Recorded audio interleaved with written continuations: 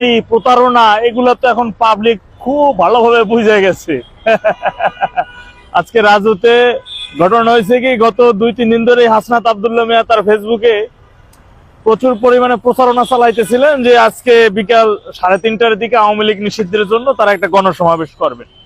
আর তার আগে কিন্তু 11 তারিখ তার সাথে মিলিটারি কি করছে ক্যান্টনমেন্টে ডাইকে নিয়ে, এটা আজকে 22 তারিখ তিনি প্রকাশ করলেন, ঠিক আছে।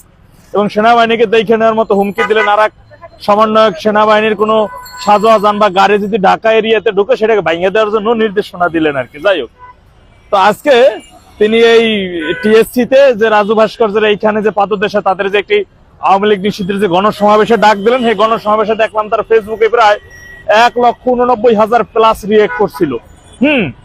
কিন্তু এখানে উপস্থিত হয়েছে মাত্র 189 জনের মতো, এর ভিতরে আমি একজন, আমি না হইলে আর কি সেটা 88 জন হইতো আর কি। যাই হোক, এখন বিষয় হলো যে সাধারণ মানুষ যে সেদিন যে কোটা বিরোধী যে আন্দোলন ছিল, সেই আন্দোলনটা যদি প্রথমে সরকার পতনের আন্দোলন হইতো তাহলে এই মানুষজন যে এদের কাছে সাড়া দিত না, এটা কিন্তু চিরন্তন সত্য।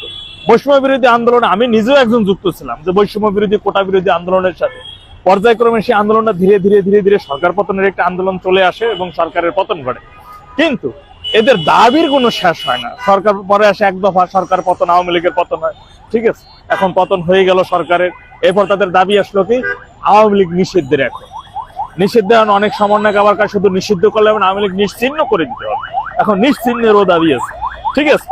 আর এই দাবির সাথে সাথে নিজেদের আখের যেটাকে বলা হয় কি বলে ওই যে সুপারিশ বন্দর সচিবালয়, এরপর ডিসি নিয়োগ, এবার ওয়াসার নিয়োগ, হ্যাঁ, এরপর ঠিকাদারের কাজের নিয়োগ তো আছেই, ঠিকাদার কাজের সুপারিশ এগুলো তো আছেই।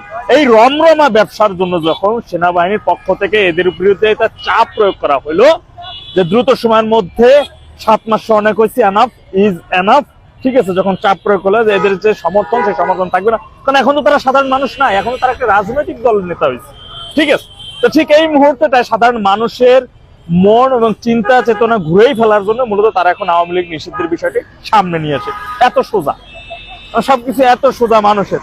এখন আজকে হাসনাত আব্দুল্লাহ মিয়া এখানে ছিলেন রাজুতে, ঠিক আছে। তো এখানে যখন দেখলেন হায় হায়, ফেসবুকে আগে আমি হাসনাত মিয়া আমি নিজেই একটা সময় আমি ডাক দিলে পার মানুষের সমাগম হয়ে যাইতো, আর আমি ডাক দিলে পার কত লক্ষ লক্ষ মানুষ রাস্তায় নামতো।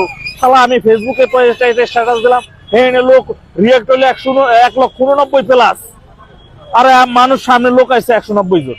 কথা এটা কোনো দ্রুত ভাবে তিনি বাসায় গিয়ে সেনাবাহিনীর প্রতি আমাদের পূর্ণ আস্থা আছেন ফেসবুকে মাইরে দিলেন কথাটা, ঠিক আছে।